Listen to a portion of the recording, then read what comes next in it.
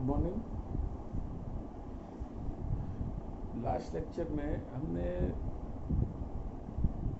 Chapter number 12 chapter देखा था, जिसमें graph, it is a linear programming, जिसके थोड़े बहुत सम्स किए थे।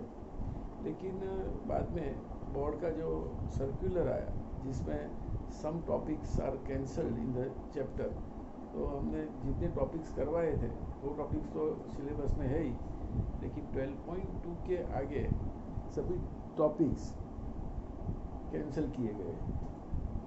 तो chapter number 12 is over now. Chapter number 12 में आपको प्रॉपर वे से ग्राफ प्लॉट करना है, और मैंने आपको सिखाया था कि आप ग्राफ पेपर ले लो और ग्राफ पेपर में ग्राफ प्लॉट करो, क्योंकि अगर 3 इक्वेशन आ गए, 3 equations are there in first quadrant, तो that graph is based on 3 marks. उसकी लंबी कैलकुलेशन है। फिर पहले ग्राफ में आपको इंटरसेप्ट फाइंड आउट करने हैं, एक्सिस के इंटरसेक्टिंग पॉइंट्स। बाद में विच हाफ, ओरिजिन साइड का ओपन हाफ या अपोजिट साइड ऑफ ओरिजिन, वो डिसाइड करना है, और बाद में आपको ग्राफ ड्रॉ करना है। तो ये मैंने एक्सरसाइज 12.1 और 2 में सिखाया। एक्सरसाइज 12.2 ऑलमोस्ट कैंसिल है, लेकिन उसके अंदर जो अच्छे सम्स भी मैंने करवाए थे, वो फॉर योर नॉलेज वो सम आपको देख लेना एक बार, लेकिन एग्ज़ाम में वो नहीं आएंगे एज पर सर्कुलेशन। बोर्ड का जो सर्कुलर आया हुआ है उसके हिसाब से। अब हम बात करेंगे संभावना। गुजराती में इसको संभावना, प्रोबेबिलिटी इंग्लिश में बोलते हैं probability. It is denoted bye P। The topic is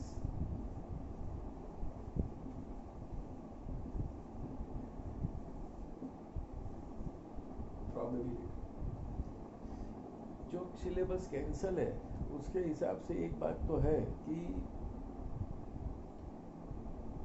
आपका जो टोटल सिलेबस था उसमें से more than 30%, 30 to 35% syllabus is cancel.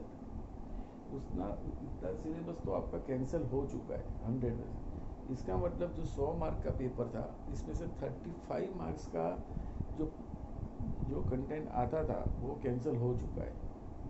इसका मतलब अब आपका पेपर 65 मार्क्स का ही रहेगा। 65 मार्क्स का कंटेंट है और उसमें से 100 मार्क्स का पेपर आएगा, then you are in advantage to score good marks. तो अब हम प्रोबेबिलिटी की बात करेंगे। प्रोबेबिलिटी, तो it is a measurement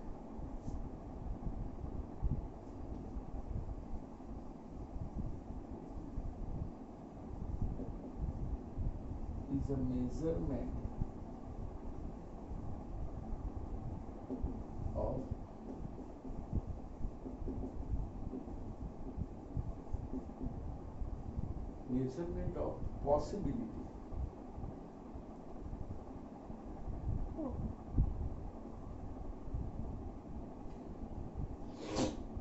eleven में भी मैंने ये चैप्टर आपको करवाया था, मेजरमेंट ऑफ पॉसिबिलिटी। सबका एक मेजरमेंट होता है। लेंथ, तो length is measured in metre और centimetre, weight in measure in kilogram और ग्राम। सो पॉसिबिलिटी किस में मेजर की जाती है? तो it is probability, mainly invented by Laplace. तो उसके अंदर प्रोबेबिलिटी की एक ही फॉर्मूला है, P is equal to R/N is equal to successful trials divided by total trial. What is probability? Successful trial divided by total trial. Now remember, for probability,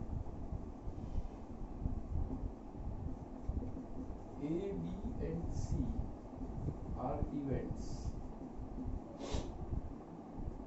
ABC events है। probability किसकी होती है? events की। तो first is formula, probability of A union B is equal to probability of A plus probability of B minus probability of A intersection B. पहली formula for union. Second formula is probability of A union B union C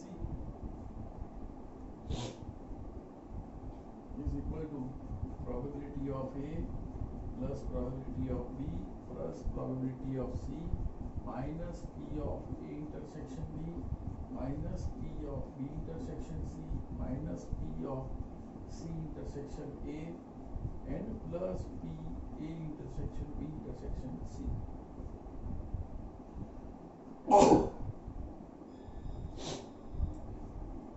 तो ये A union B union C हो गया.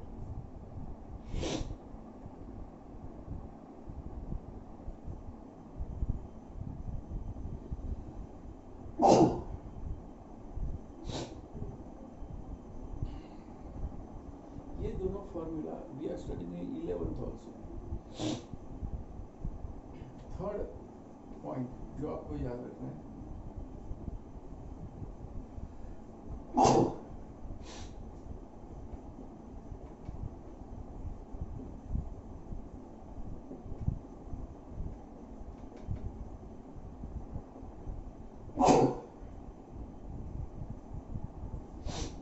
if A and B are mutually exclusive, अगर A and B mutually exclusive है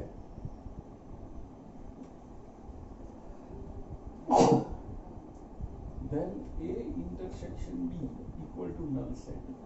Therefore P of A intersection B equal to P of null set equal to 0.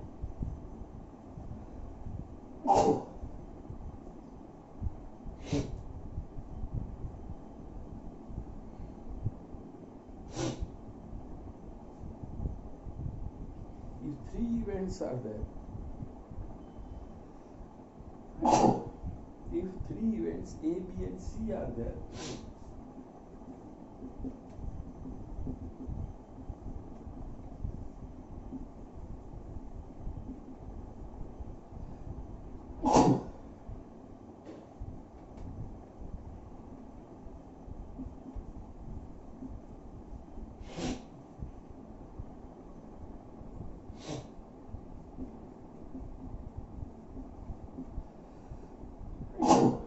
इसमें A and B भी mutually exclusive, BCB and ACB.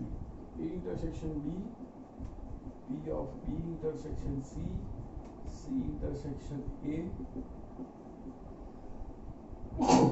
and P of A intersection B intersection C, सबकी probability 0 हो जाएगी. AB, BC, CA and ABC.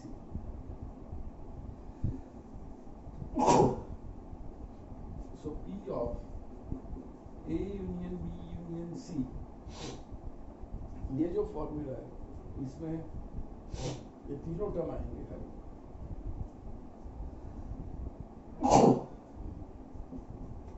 P of A intersection B 0 0 0, तीनों चारों की probability 0 हो जाएगी. तो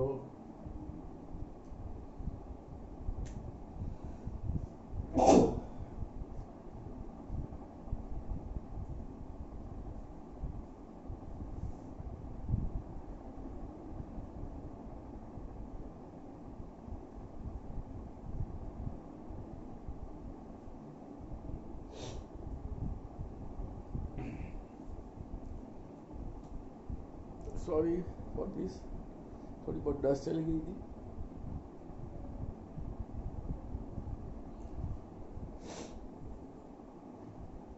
तो प्रोबेबिलिटी पढ़ने के लिए सबसे पहले इतनी फॉर्मूला तो आपको आनी ही चाहिए.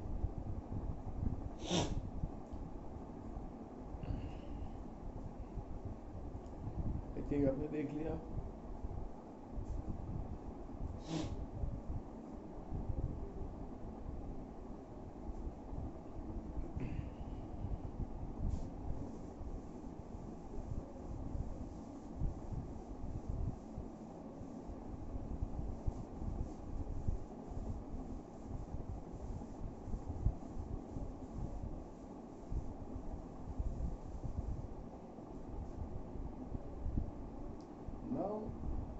इसकी प्रोबेबिलिटी ज़्यादा होती है।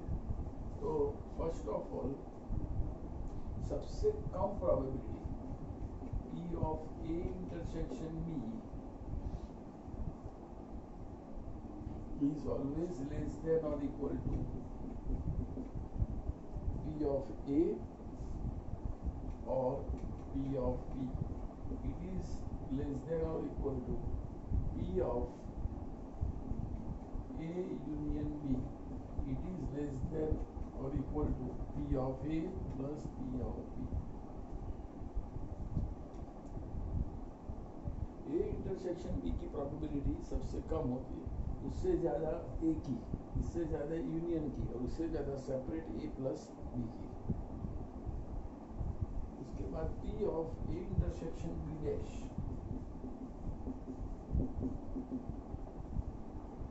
ये मैंने 11th में भी करवाया था आपको। एक के माथे पे डैश है और एक के माथे पे डैश नहीं है, तो जिसके माथे पे डैश नहीं है उसमें से इंटरसेक्शन माइनस करो, P of A minus P of intersection P। इसके बाद P of A union B, A dash union B dash. 11th में हमने पढ़ा था कि जब सब में दो डैश आ गए, एक के माथे पे भी डैश आया और बी के माथे पे भी डैश आया, देन यूज डी मॉर्गन का रूल अप्लाई करते हैं। डी मॉर्गन ने क्या बोला था? डी मॉर्गन ने ऐसा बोला कि जिसके माथे पे डैश है वहाँ से डैश निकाल दो और जहाँ पे नहीं है वहाँ पे डाल दो। इंटरसेक्शन कन्वर्ट इनटू यूनियन और union is convert into intersection. एक के माथे पे डैश था वो निकाल दिया, बी के माथे पे डैश था वो भी निकाल दिया, यूनियन का इंटरसेक्शन आ गया और ब्रैकेट के बाहर डैश नहीं था वहाँ पे डैश आ गया। Is equal to 1 minus P of A intersection B। अब ये एक इवेंट होगी A इंटरसेक्शन B, उसका कॉम्प्लीमेंट, कोई भी सेट का कॉम्प्लीमेंट आपको फाइंड आउट करना है, तो 1 में से वो सेट माइनस कर दो उसकी प्रोबेबिलिटी। तो same way P of A dash intersection B dash is equal to P of A union B the whole dash at 1 minus P of A union B.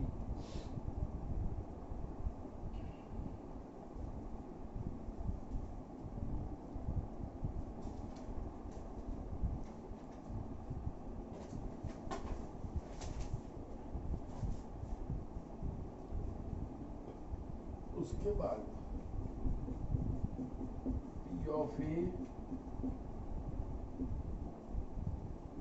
plus P of A dash equal to 1. P of A event probability of event A plus probability of complement। कोई भी event में उसका complement add करो probability में तो उसका answer आएगा total probability 1। तो एटलीस्ट आपको इतना याद रखना होगा। अब जाके आपका नया टॉपिक आएगा and that is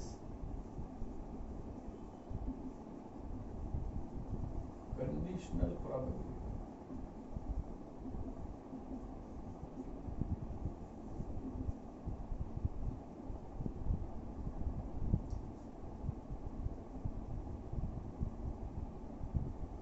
conditional probability ये नया टॉपिक है जो 11th में हमने नहीं पढ़ा हुआ है। कंडीशनल प्रोबेबिलिटी में क्या है कि आपको एक कंडीशन दी है, एक कंडीशन पे आपको प्रोबेबिलिटी फाइंड आउट करनी है। कौन सी कंडीशन? तो कंडीशन ऐसी होगी कि एक इवेंट बन चुकी है, तो what is the probability of second event if first event already exist? तो it is denoted by slash.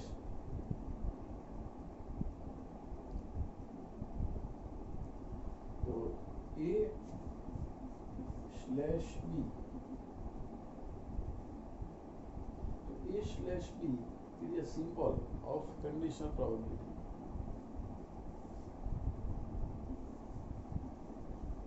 Event B is already exist, then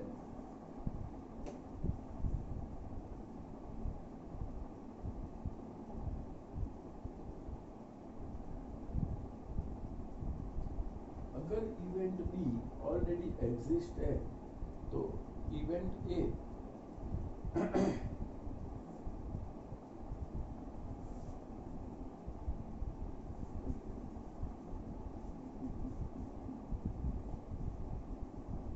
जो पीछे जो सेट दिया हुआ है, सेट का मतलब इवेंट दी हुई है, वो इवेंट बन चुकी है, B is already exist, then event A exist. अगर बी बन चुकी है तो उसके आधार पे, उसकी कंडीशन पे इवेंट ए बनेगी। तो probability of A intersection B is equal to P of A intersection B upon P of B. ये इसकी फॉर्मूला, ए इंटरसेक्शन बी, ये दोनों का इंटरसेक्शन और जो बन चुकी है पीछे, उसकी प्रोबेबिलिटी डिनोमिनेटर में जाएगी पी ऑफ बी। तो ये ए स्लैश बी की फॉर्मूला है।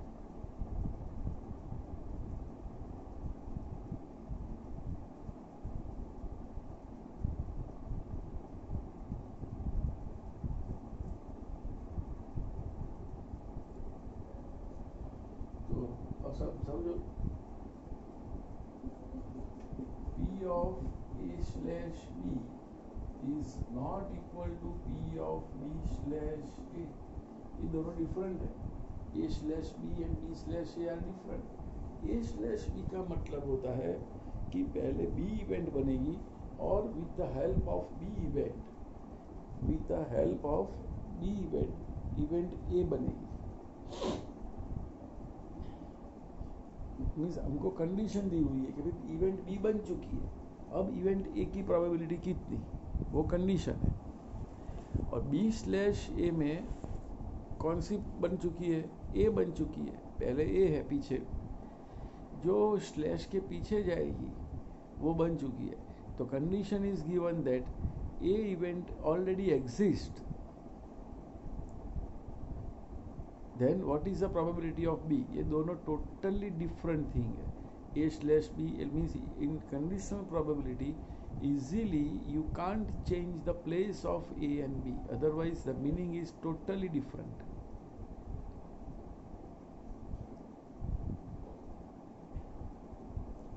और फॉर्मूला भी डिफरेंट हो जाएगी। A स्लैश बी की फॉर्मूला है A intersection B upon P B, और बी स्लैश ए की फॉर्मूला बन जाएगी B intersection A upon P A. Means numerator तो सेम रहेगा लेकिन डिनोमिनेटर चेंज हो जाएगा। अगर डिनोमिनेटर चेंज हो जाता है, अगर डिनोमिनेटर चेंज हो जाता है तो आपका पूरी अमाउंट चेंज हो जाएगी प्रोबेबिलिटी की।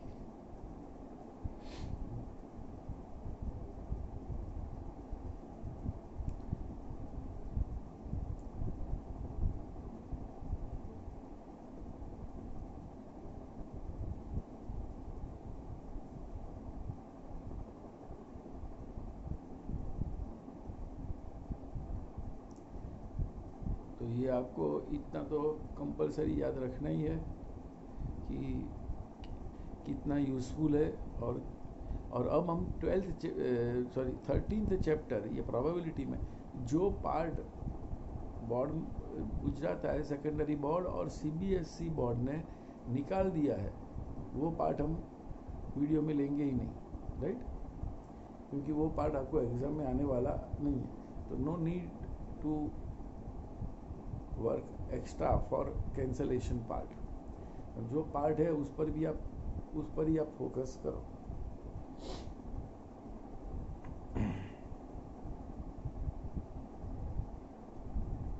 तो प्रोबेबिलिटी इज अ पॉसिबिलिटी आपको, और उसके आधार पे जो भी एग्जाम्पल है वो एग्जाम्पल हम लेंगे नेक्स्ट लेक्चर में।